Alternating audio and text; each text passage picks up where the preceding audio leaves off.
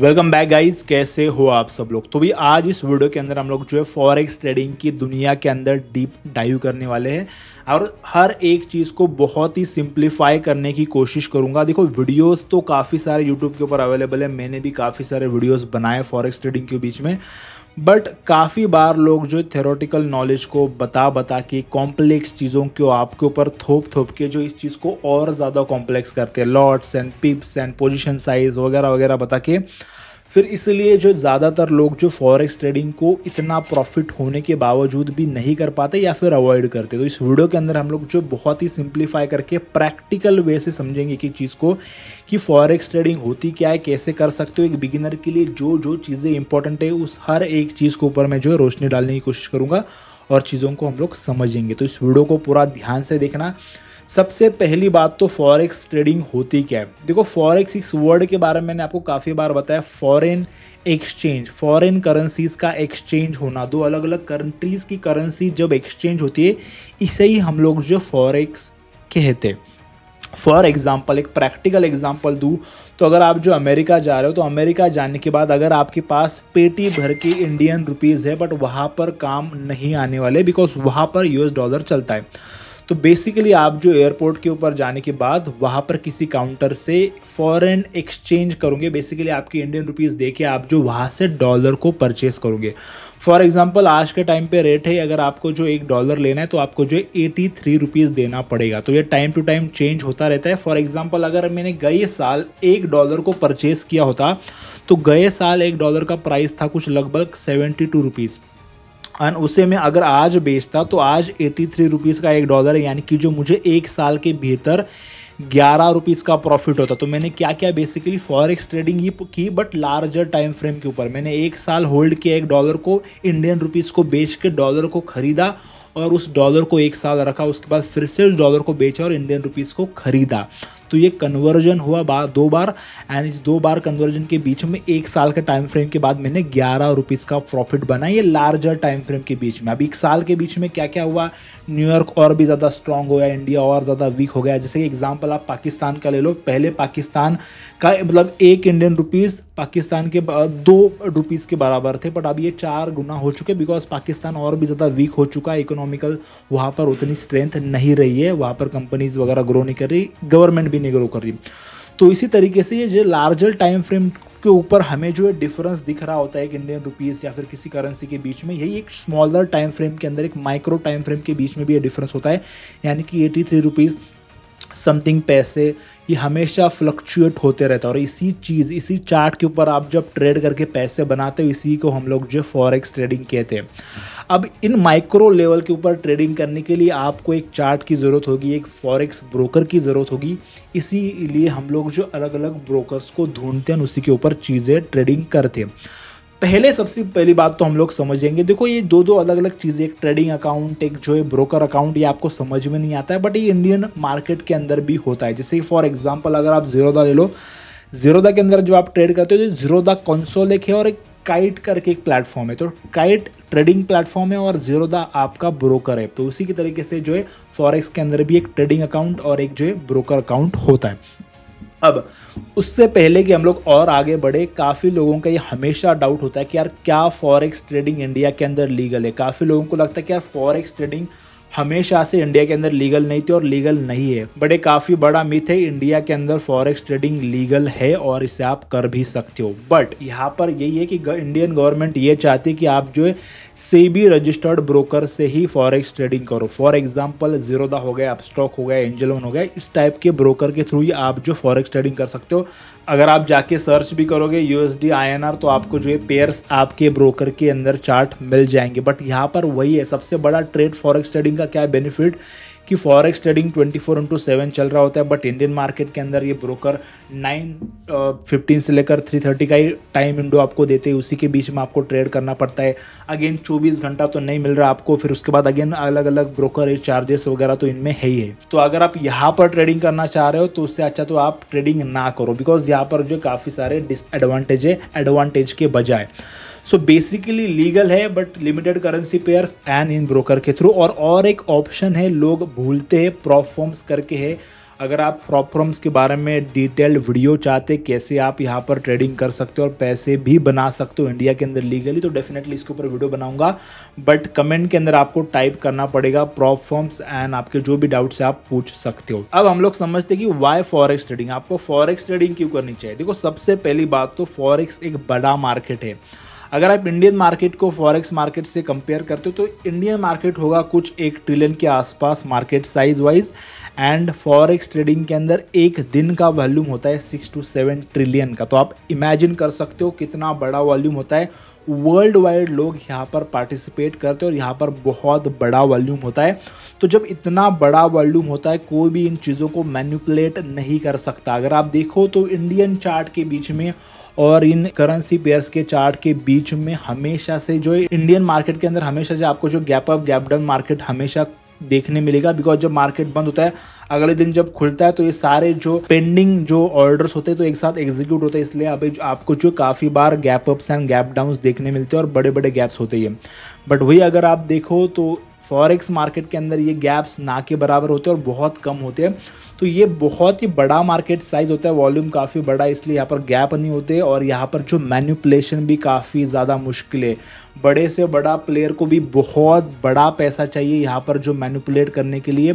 Gold को कोई भी इजीली मैनिपुलेट नहीं कर सकता। इंडियन मार्केट के अंदर कोई 100, 200, 500, 1000 करोड़ की कंपनी इसे इजीली मैनिपुलेट किया जा सकता है। बट गोल्ड या फिर फॉरेक्स के अंदर चीज़ों को मैनिपुलेट करना बहुत ही ज़्यादा मुश्किल है। बड़े बड़े हेज फंड को भी वो पॉसिबल नहीं होता है।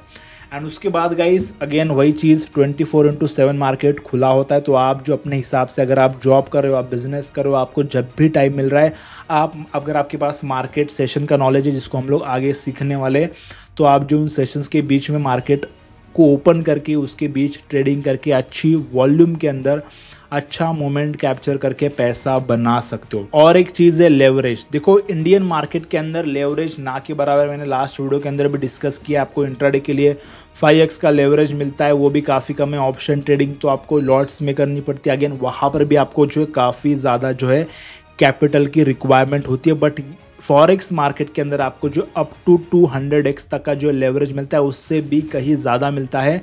एंड ये लेवरेज दो धाली तलवार डेफिनेटली होती है, बट इसका बेनिफिट भी काफ़ी ज़्यादा होता है।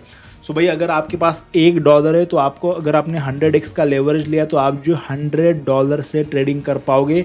सिमिलरली अगर आपके पास $100 तो आप जो मल्टीपल टाइम्स लेवरेज लेके ट्रेडिंग कर पाओगे। बट यहाँ पर लोग भूल जाते कि अगर मैंने इतना ज़्यादा लेवरेज लिया, अगर मेरे पास $1000 है और अगर मैंने लेवरेज 100x लिया है तो मेरा नुकसान भी काफ़ी ज़्यादा होगा और मेरा अकाउंट माइनस में चला जाएगा। ऐसा बिल्कुल भी नहीं होता है। यहाँ पर आपको चीज़ें समझनी पड़ेगी। फॉरेक्स के अंदर एक टर्म होती है लिक्विडेशन, यानी कि जब भी आप किसी हाई लेवरेज के थ्रू एक ट्रेड को लेते हो तो आपका अकाउंट बैलेंस जितना है उसी हिसाब से उतना ही आपका मैक्सिमम लॉस होगा। अगर आपके पास $1000 है, आपने कितना भी लेवरेज हो, प्रॉफिट अनलिमिटेड हो सकता है बट लॉस लिमिटेड है, जो कि आपका अकाउंट का बैलेंस है। तो इसी को हम लोग जो लिक्विडेशन कहते हैं, और लिक्विडेशन आपको मेंशन होकर दिख भी रहा होता है कि कहाँ पर आपका ट्रेड लिक्विडेट हो सकता है, तो ये आपको पता होता है। एंड अगेन स्टॉप लॉस के साथ अगर आप ट्रेड करोगे तो ये काफ़ी बेहतर होता है, जिसको हम लोग आगे सीखेंगे। अब गाइज हम लोग समझते हैं बेसिक्स ऑफ फॉरेक्स पेयर्स। तो फॉरेक्स पेयर्स के अंदर काफ़ी लोग जो प्रैक्टिकल नहीं समझा गए, अलग अलग कॉम्प्लेक्स थ्योरीज का इस्तेमाल करते। काफ़ी लोगों ने इसका हवा बना के रखा है, लॉट्स एंड पिप्स। तो भाई इसे हम लोग बहुत ही ईजी चीज़ के थ्रू समझेंगे। देखो अगर आप जो आते हो, यहाँ पर मैंने EURUSD का चार्ट ओपन किया है। सो यहाँ पर अगर आपको पिप्स को समझना है तो यहाँ पर जैसे इंडियन मार्केट के अंदर हम लोग पॉइंट्स को समझते हैं, वैसे ही यहाँ पर जो होता है सिंपली अगर मैंने यहाँ से मार्केट इतना नीचे गिरा है तो ये कितने पिप्स की मूवमेंट अगर आपको देखने तो यहाँ पर आप देख सकते हो ये 19 पिप्स की मूवमेंट है। तो बेसिकली 20 पिप्स की मूवमेंट ये आपको जो दिख रही है। तो ये होता है जितना पॉइंट्स नीचे गिरा है मार्केट, जो हम लोग इंडियन स्टॉक मार्केट के अंदर पॉइंट्स कहते हैं, उसे हम लोग जो है फॉरेक्स के अंदर पिप्स कहते हैं। फॉर एग्जांपल अगर आप जो बड़े टाइम फ्रेम के अंदर भी देखो, वन डे टाइम फ्रेम के अंदर अगर आप देखना है और आपको देखना है कि मार्केट कितना ऊपर गया, यहाँ से यहाँ तक, सिंपली यहाँ से ये स्केल लगा दो, यहाँ से यहाँ तक मार्केट जो है 374 पिप्स की मूवमेंट है। यहाँ पर ये लिख के भी आता है। तो ये बेसिकली 374 की जो मूवमेंट है हम लोग पॉइंट्स में देते हैं इंडियन मार्केट के अंदर, यहाँ पर आपको जो पिप्स में। तो आई होप कि ये समझ में आ रहा है आपको, बहुत ही सिंपल है, इसे आपको जो है बहुत ज़्यादा इसका डेफिनेशन वगैरह सीखने की ज़रूरत नहीं है। एंड अभी हम लोग समझते हैं इसके अंदर लॉट साइज़ क्या होता है। लॉट साइज़ यानी कि जो पोजीशन साइज़, इसे सीखने के लिए मैं आपको जो एक वेबसाइट रिकमेंड करूँगा जो कि बेबी पिप्स। तो ये काफ़ी इजी वेबसाइट है, यहाँ पर आप जो ट्रेडिंग को सीख सकते हो, ट्रेडिंग के ideas, psychology, trading system, cryptos, learn forex के बाद क्रिप्टो को सीख सकते हो। और यहाँ पर सबसे इंपॉर्टेंट है टूल के अंदर यहाँ पर आपको जो position size calculator, PIP value calculator, उसके बाद पिवट पॉइंट एंड उसके बाद forex market hours and currency correlation, जिसे हम लोग आगे सीखेंगे। देखो सबसे पहले हम लोग समझते हैं पोजीशन साइज कैलकुलेटर। अब सबसे पहली बात तो आपको, जब आपने डिसाइड किया है कि यहाँ पर अगर एग्जांपल, फॉर एग्जांपल अगर आप यहाँ पर देखो, मैं चार्ट के ऊपर आ चुका हूँ, यहाँ पर अगर आपको लगता है कि मार्केट यहाँ से ऊपर जा सकता है एंड ये जो सपोर्ट लेवल के पास मार्केट है, तो यहाँ पर मैंने जो समझो मान लो कि लॉन्ग पोजीशन लगा दी 1:2 का टारगेट के साथ, एंड ये रहा हमारा स्टॉप लॉस, राइट। सो यहाँ पर जब आप जाते हो बेबी पिप्स के अंदर, एक अकाउंट साइज पोजीशन साइज के अंदर आपको सबसे पहले आप डालना पड़ेगा कितना पिप्स आपको जो है लॉस आप कर सकते हो। फॉर एग्जांपल ये मेरा पिप्स के अंदर लॉस है, सो मैं यहाँ से ये स्केल करूँगा कितना लॉस हो रहा है ये पिप्स के अंदर। सो ये कुछ हो रहा है 316 पिप्स का लॉस, राइट। सो यहाँ पर अगर मैं डाल दूंगा 316 मैंने डाल दिया। उसके बाद रिस्क परसेंटेज में अकाउंट का कितना परसेंट रिस्क लेना चाहता हूँ, मेरे टोटल अकाउंट का मैं जो है 2% का रिस्क लेना चाहता हूँ, और अकाउंट बैलेंस मेरा कितना है $1000, राइट। और पेयर कौन सा है, यूरो यूएसडी, यहाँ पर आप बाकी पेयर्स भी सिलेक्ट कर सकते हो। और उसके बाद मैं कर दूंगा कैलकुलेट, तो यहाँ पर आपको आ जाएगा कि आपको जो है कितना पोजीशन साइज़ लेना पड़ेगा। अगर आपका अकाउंट स्टैंडर्ड है, देखो अब जब जाओगे, जब अपना अकाउंट बनाओगे, तो आपको जो वहाँ पर आपका ब्रोकर बता देगा कि कौन सा लॉट में आपने जो अपना अकाउंट चूज़ किया। तो अलग अलग 4 लॉट होते हैं, standard, mini, micro and nano. यहाँ पर आप देख लो, स्टैंडर्ड अगर आपका लॉट साइज़ है तो 0.0063 आपको लॉट लेने पड़ेंगे। अगर आपका अकाउंट मिनी है सो आपको इतने लॉट लेने पड़ेंगे। अगर आपका अकाउंट माइक्रो है तो आपको जो इतने लॉट साइज़ लेना पड़ेगा। सो फॉर एग्जांपल उसके बाद मैं बाय कर दूंगा। उसके बाद यहाँ पर जो मेरा टेक प्रॉफिट मैं डाल दूंगा 1.22738 1.22738 एंड यहाँ पर मेरा जो है स्टॉप लॉस होगा तकरीबन 112,979। और जैसे ये मैं डालता हूँ तो यहाँ पर आप देख सकते हो मेरा जो स्टॉप लॉस पिप्स के अंदर मुझे दिख रहा है कि 311 पिप्स का लॉस एंड 664 का प्रॉफिट होगा पिप्स के अंदर। और ये जो यूएस डॉलर के बीच में मुझे प्रॉफिट दिख रहा है $31 का प्रॉफिट एंड $31 का लॉस एंड $64 का प्रॉफिट, ये मैंने बाय कर दिया और ये मेरा जो ट्रेड लग चुका है। अब यहाँ पर आप देख लो मैंने बाय कर दिया है और मेरा स्टॉप लॉस तकरीबन जो है $31 के आसपास आ रहा है एंड प्रॉफिट मेरा अगर होगा तो $66.45 का होगा। तो इस तरीके से जो है मैं ट्रेड को प्लान कर सकता हूँ और मुझे पहले से पता होगा कि यार कितना लॉस होगा, अगर होगा तो मेरे जितना यहाँ पर मेरा पोजीशन साइज़ के हिसाब से एंड कितना मुझे प्रॉफिट होगा। तो हमेशा आपको जो बेबी पिप्स के अंदर आके जो आपका पोजीशन साइज़ को पहले कैलकुलेट करना है। मैं हमेशा ये चीज़ें करता हूँ। आपको आना, आपका अकाउंट बैलेंस डालना है और कितना % आप उसका रिस्क लेना चाहते हो 2% का, और उसके बाद जो है स्टॉप लॉस आपका कहाँ पर है। 316 के पास मेरा पिप्स के अंदर स्टॉप लॉस था। मेरा करेंसी पेयर चूज़ करने के बाद मेरा इतना यहाँ पर जो है कि ये लॉट्स के अंदर बीच में आ रहा है और इस तरीके से मैं आप जो इस ट्रेड को एग्जीक्यूट कर पाऊंगा। तो मुझे पता है कि मेरा कितना लॉस होगा अगर होगा तो, और कितना प्रॉफिट होगा अगर प्रॉफिट होगा तो। सो आई होप कि आपको जो लॉट्स एंड पिप्स तो समझ में आ चुका है। अब हम लोग आगे बढ़ते हैं। एंड अगेन यहाँ पर जो मैंने ट्रेड लिया, ये पेपर ट्रेडिंग के थ्रू ट्रेड लिया। आप जो ट्रेडिंग व्यू प्लेटफॉर्म के अंदर अपना पेपर ट्रेडिंग का अकाउंट बना के आप जो है इस तरीके से जो डेमो ट्रेड को ले सकते हो और यहाँ पर आपको जो लाइव प्रॉफिट या फिर लॉस नजर आएगा। तो अब हम लोग समझते हैं कि क्या होता है मार्केट सेशन और कब आपको ट्रेड करना चाहिए। देखो अगर आप देखा जाए तो फॉरेक्स ट्रेडिंग 24 घंटा खुला होता है, बट वहाँ पर भी आपको कब ट्रेड करना है ये आपको पता होना चाहिए। बिकॉज 24 घंटा अगर मार्केट खुला है तो 24 घंटा आपको जो फॉरेक्स के अंदर मूवमेंट नहीं देखने मिलती है। पर्टिकुलर टाइमिंग्स होते हैं जहाँ पर आपको जो बड़ी से बड़ी मूवमेंट कैप्चर करने का मौका मिलता है। और वो कैसे मिलता है यहाँ पर आपको जो है समझना पड़ेगा मार्केट के सेशंस के बारे में। देखो मार्केट बेसिकली 3 सेशंस के बीच में बटा हुआ है। सबसे पहला होता है लंदन सेशन, उसके बाद न्यूयॉर्क सेशन और तीसरा है एशियन सेशन। इसका टाइमिंग अगर आप देखो तो सुबह 12:30 बजे के बाद हो, जो दोपहर को 12 बजे 12:30 बजे के बाद लंदन सेशन हमारा शुरू होता है और उसके बाद यहाँ पर जो है मार्केट के अंदर वॉल्यूम आना शुरू होता है। London session one of the most popular session है, यहाँ से वॉल्यूम आना होता है और न्यूयॉर्क सेशन के आसपास जो वॉल्यूम पीक करता है 6:30 बजे के आसपास शाम को हमारा मार्केट ख़त्म होने के बाद यहाँ पर जो न्यूयॉर्क सेशन स्टार्ट होता है और उसके बाद ये 2:30 बजे तक चलता है। उसके बाद एशियन मार्केट के अंदर इतना वॉल्यूम नहीं होता, तो मैं सजेस्ट नहीं करता 5:30 सुबह 5:30 बजे के बाद जो यहाँ पर जो एशियन मार्केट चल रहा होता है। सो बेसिकली यहाँ पर जो है लंदन एंड न्यूयॉर्क सेशन के बीच में काफ़ी ज़्यादा वॉल्यूम आता है और उसी के बीच में आपको जो काफ़ी अच्छे ट्रेड्स भी मिलेंगे। मैं आपको कंपेयर करके दिखाता हूँ कैसे मार्केट के अंदर वॉल्यूम आता है, हम लोग चार्ट के अंदर भी जाएंगे, बट उससे पहले हम लोग समझते हैं टूल्स के अंदर आपको जाना है बेबी पिप्स के अंदर।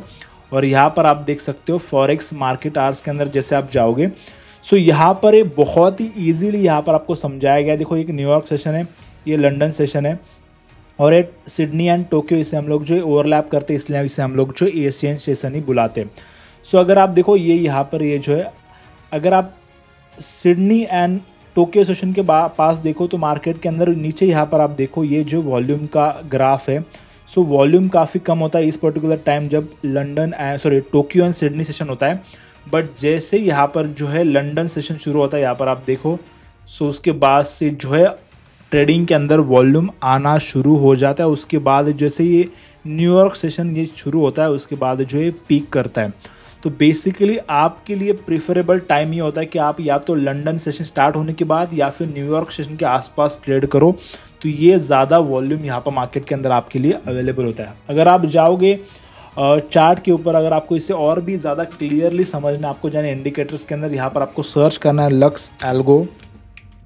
तो यहाँ पर जैसे आप देख लो सेशन लक्स एल्गो, इसे आपको बस अप्लाई कर देना है, दैट्स इट। सेटिंग के अंदर चले जाओ, थोड़ा सा वियर्ड दिख रहा होगा आपको, इसके सेटिंग के अंदर चले जाओ, इसके स्टाइल के अंदर जाके आपको जो इसके लाइंस को रिमूव कर देना है, that's it.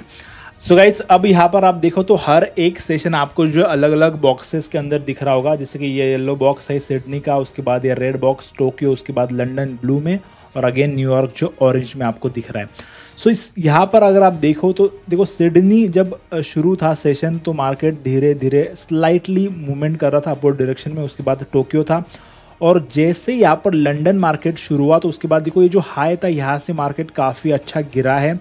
So volatility and volume यहाँ पर आप जो देख सकते हो। उसके बाद जैसे न्यूयॉर्क सेशन शुरू हुआ, यहाँ पर रेड बॉक्स देखो, यहाँ से न्यूयॉर्क सेशन शुरू हुआ ये बॉक्स, और जैसे ये न्यूयॉर्क सेशन शुरू हुआ उसके बाद जो मार्केट के अंदर एक बड़ी मूवमेंट आई है, मार्केट यहाँ पर जो है इतना ज़्यादा एक मूवमेंट आ चुके हैं डाउनवर्ड डायरेक्शन में। तो उसी तरीके से यहाँ पर उसके बाद जैसे ये न्यूयॉर्क सेशन खत्म हो गया उसके बाद जैसे सिडनी शुरू हुआ उसके बाद देखो अगेन फ्लैट मूवमेंट मार्केट के अंदर, छोटे छोटे कैंडल्स बनने शुरू हो गए और उसी तरीके से अभी जो मार्केट फ्लैट ही चल रहा है। अगेन यहाँ पर देखो जैसे लंदन शुरू हुआ, अभी जो मूवमेंट आना शुरू होगी, अगेन जब शाम को न्यूयॉर्क सेशन शुरू होगा उसके बाद जो है काफ़ी बड़ी मूवमेंट आपको जो देखने मिलती है। अगेन यहाँ पर आप कभी भी जाओ, सो यहाँ पर जो है आप देख सकते हो, अगेन देखो टोक्यो फ्लैट चल रहा है, यहाँ पर आप देख लो टोक्यो सिडनी फ्लैट चल रहे थे। जैसे लंदन शुरू हुआ उसके बाद में मार्केट इतना ज़्यादा क्रैश कर गया, उसके बाद अगेन न्यूयॉर्क शुरू होने के बाद अगेन मार्केट इतना ज़्यादा ऊपर चला गया। तो हमेशा अगर आपको वोलेटिलिटी चाहिए, बड़ी वॉल्यूम चाहिए, मार्केट के अंदर मूवमेंट चाहिए बड़ी, तो हमेशा इस पर्टिकुलर इंडिकेटर को अप्लाई करके आप जो समझ सकते हो कि एक बेसिकली आपको अलग तरीके से दिखाइए कौन सा सेशन अभी शुरू है। अगर आपको ज़्यादा समझ नहीं है तो ईजिली आप जो ट्रेड कर पाओगे उस सेशन के बीच में। फॉर एग्जाम्पल कब वॉल्यूम ज़्यादा है क्यों, तभी आपको ट्रेड करना चाहिए। फॉर एग्जाम्पल अगर एशियन सेशन चल रहा है और मार्केट को अपवर्ड डायरेक्शन में जाना चाहिए as per the charts, but वहाँ पर अगर जो बायर्स है ही नहीं उस पर्टिकुलर टाइम मोमेंट के बीच में, तो वहाँ पर उस पर्टिकुलर छोटे टाइम फ्रेम के बीच में जो सेलर्स डोमिनेट कर सकते हैं। बट जैसे अचानक बायर्स आ जाएंगे एक सेशन की शुरुआत के बाद, तो मार्केट के अंदर एक बड़ी मूवमेंट आपको जो देखने मिलती है। इस तरीके से हमेशा उन सेशंस के बीच में अगर आप ट्रेड करोगे जहाँ पर वॉल्यूम ज़्यादा होता है तो आपके लिए हमेशा बेनिफिट में रहेगा। अब हम लोग बात करते हैं, आई होप कि आपको ये क्लियर आ चुका है आपको इस सेशंस के थ्रू कैसे वॉल्यूम बढ़ता हुआ नज़र आता है। उसी के बीच में आपको जो टूल्स के अंदर एक चीज़ है जो आपको समझनी चाहिए, जो कि करेंसी कोरिलेशन। अब करेंसी कोरिलेशन क्या होता है? अब गाइस आप सबको पता है, जब भी अगर इंडियन स्टॉक मार्केट ऊपर जाने लगे तो आप सबको पता है कि यार गोल्ड जो है नीचे आ सकता है, और अगर गोल्ड ऊपर जा रहा है तो इंडियन मार्केट गिर सकता है। ऐसा क्यों होता है? बिकॉज हमेशा गोल्ड को एक जो है रिस्क फ्री एसेट की तरह देखा जाता है, बिकॉज एक फिजिकल एसेट है। तो जब भी अगर कोई बहुत बड़ा अगर महामारी आए या फिर जो वॉर जैसी सिचुएशन हो, तो लोग जो है गोल्ड की तरफ ज़्यादा प्रेफर करते हैं, लोग गोल्ड को बाय करना प्रेफर करते हैं, और बड़ी बड़ी देश भी ऐसे ही करते। तो इसलिए हमेशा जब भी मार्केट के अंदर अनसर्टिनिटी आए तो हमेशा लोग जो गोल्ड को बाय करना प्रेफर करते हैं, इसलिए मार्केट गिरता है और गोल्ड जो ऊपर की तरफ जाता है। तो ये इन्वर्सली कोरिलेटेड है गोल्ड और मार्केट, या तो मार्केट ऊपर जाएगा गोल्ड नीचे आएगा उस समय। तो उसी तरीके से यहाँ पर जो करेंसी कोरिलेशन, ये अलग अलग करेंसी के बीच में भी कोरिलेशन होता है। मैं आपको इसे ईजिली समझा देता हूँ। फॉर एग्जाम्पल यहाँ पर देखो, ये अलग अलग करेंसी, जैसे कि एग्जाम्पल मैं आपको हमेशा रिकमेंड करूँगा कि आपको जो टॉप 4 करेंसीज के बीच में ही ट्रेडिंग करनी है। हमेशा यूरो यूएसडी, जीबीपी यूएसडी, इन्हीं टॉप 4 करेंसी के बीच में ट्रेडिंग करना है। फॉर एग्जाम्पल अगर आपको यूरो यूएसडी के बीच में ट्रेड करना है तो यहाँ पर अगर आप देखो तो यूरो यूएसडी के रिस्पेक्टिव में बाकी सारे करेंसीज कितना कोरिलेट करती है। फॉर एग्जांपल अगर आप देखो यूरो यूएसडी, अगर आप देखो तो एडी यूएसडी जो है ऑलमोस्ट मैक्सिमम 0.7% कोरिलेट करते हैं इससे। एंड अगर आप देखो तो जीबीपी यूएसडी जो है यूरो यूएसडी से 0.6% कोरिलेट करती है। यानी कि जो मैक्सिमम टाइम अगर आप देखोगे, मैं आपको चार्ट के अंदर भी लेके जाता हूँ। यहाँ पर हम लोग दो चार्ट लगाएंगे। सो बेसिकली अगर आप देखो तो ये यूरोसडी, इसका हम लोग चार्ट बदल देंगे। यहाँ पर हम लोग जो जीबीपी यूएसडी लगा देंगे, राइट। सो फॉरेक्स के अंदर ये लगा दिया मैंने जीबीपी यूएसडी यहाँ पर। अब गाइस देखो, ये जीबीपी यूएसडी का चार्ट है और ये यूरो यूएसडी का चार्ट है। आपको जो है ज़्यादा फर्क नहीं नज़र आएगा अगर आप देखोगे। सो बेसिकली इन दोनों का चार्ट जो लगभग सेम ही डायरेक्शन में ट्रैवल करता है। सो हमेशा आपको, अगर आपको समझना है कि अगर कैसे करेंसीज परफॉर्म करती है, अगर आप यहाँ पर देखो तो यूरो यूएसडी के रिलेशन में जो है यूएसडी CHF -1% है। यानी कि जो जब भी यूरो यूएसडी ऊपर जाएगा तो यूएसडी CHF उसके निगेटिव मोमेंट में जाएगा। सो यहाँ पर हम लोग ये भी देख लेते, यूएसडी CHF को भी ऐड करके देख लेते। सो यहाँ पर हम लोग जो यूएसडी CHF अगर मैं डाल दूँ, सो यहाँ पर आप देख सकते हो। अब ये है यूरो यूएसडी यहाँ पर राइट साइड में, और यहाँ पर मैंने लगा दिया है यूएसडी CHF। अब देखो यूरो यूएसडी कंप्लीटली क्रैश करके नीचे जा रहा है, और उसी सेम मिरर एक्शन में यूएसडी CHF जो ऊपर जा रहा है। यहाँ पर आप देख सकते हो ये ऊपर जा रहा है और ये नीचे आ रहा है।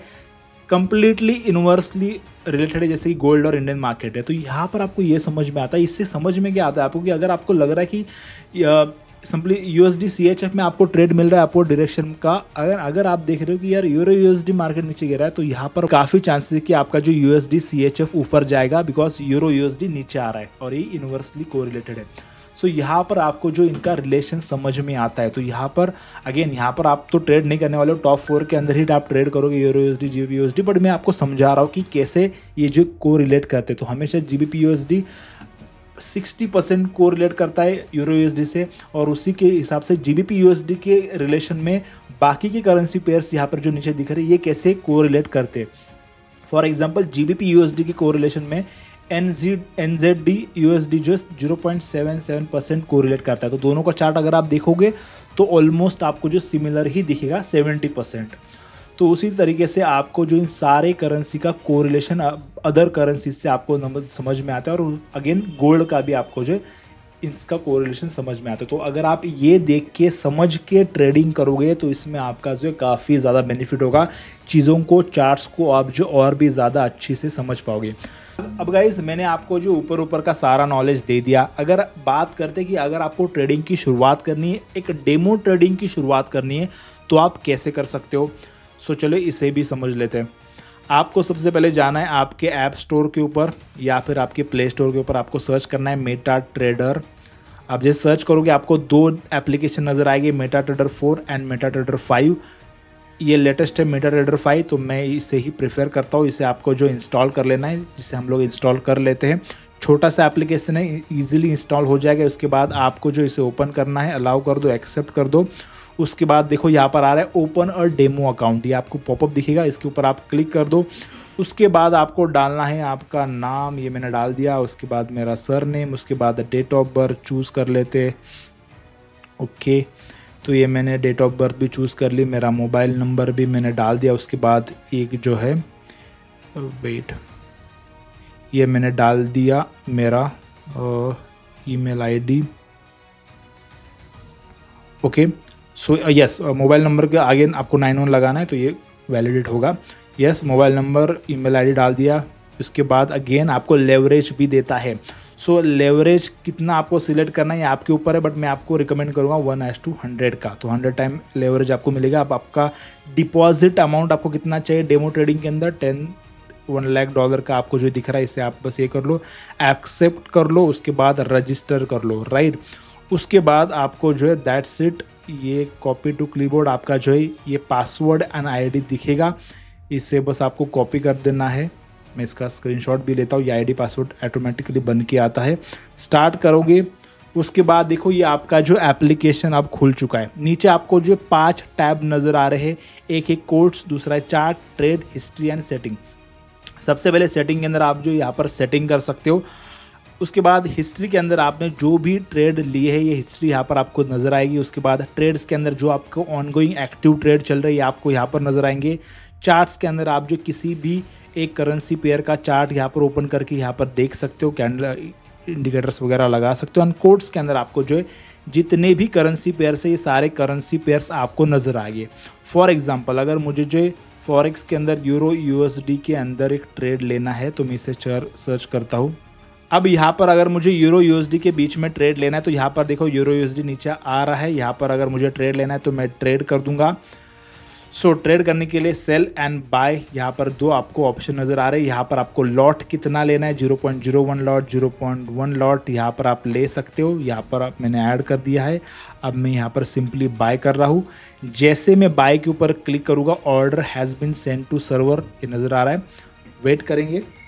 ओके, तो यहाँ पर ये जो मेरा ट्रेड अब जो है शुरू हो चुका है। यहाँ पर अगर आप ट्रेड्स के सेक्शन के अंदर जाओगे तो यहाँ पर आपको नज़र आ रहा है मेरा ऑनगोइंग ट्रेड और कितना डॉलर का मुझे नुकसान हो रहा है और कितना मुझे प्रॉफिट हो रहा है। इसके बीच में अगर आपको जो स्टॉप लॉस वगैरह ऐड करना है, मॉडिफाई करनी पोजीशन, यहाँ पर ये सारे चीज़ें आप जो है कर सकते हो। मॉडिफाई के अंदर जाके वगैरह वगैरह स्टॉप लॉस टारगेट लगा सकते हो।